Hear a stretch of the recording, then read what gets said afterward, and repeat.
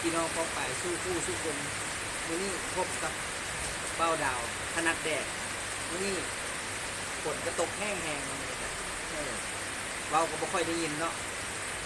ไปหากินมันก็จะเค็งเลยก็มีแต่ส้มนี่แหละเนาะมีแต่ส้มก็ปีงป่าเลยปีงป่าเอ้าเบ้าดาวอย่าห่างกัน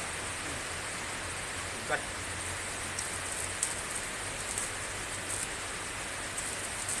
โอ้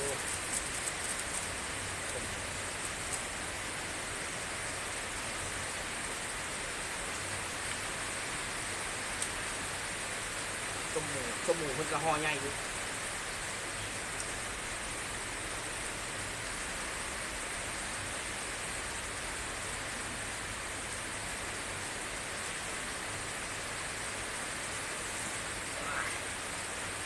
แก้ข่าวประตูบ้าน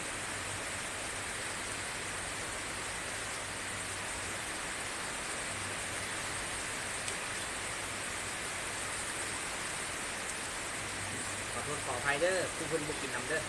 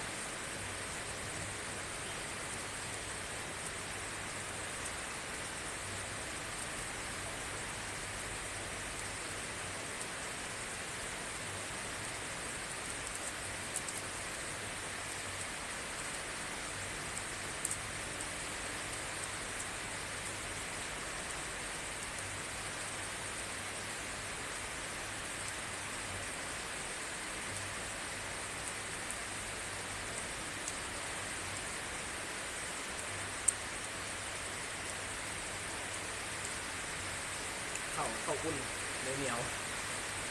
อุ่นเซา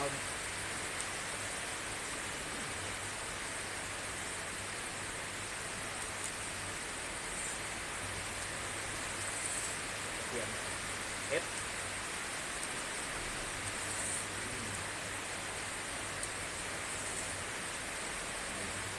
กินเลย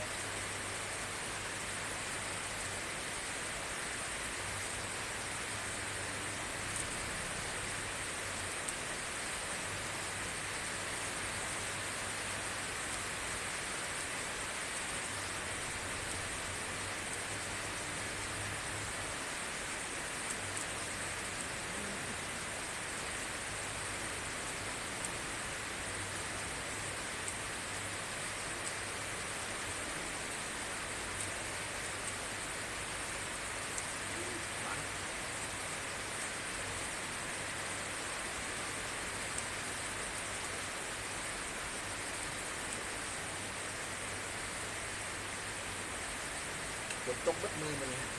กระเซา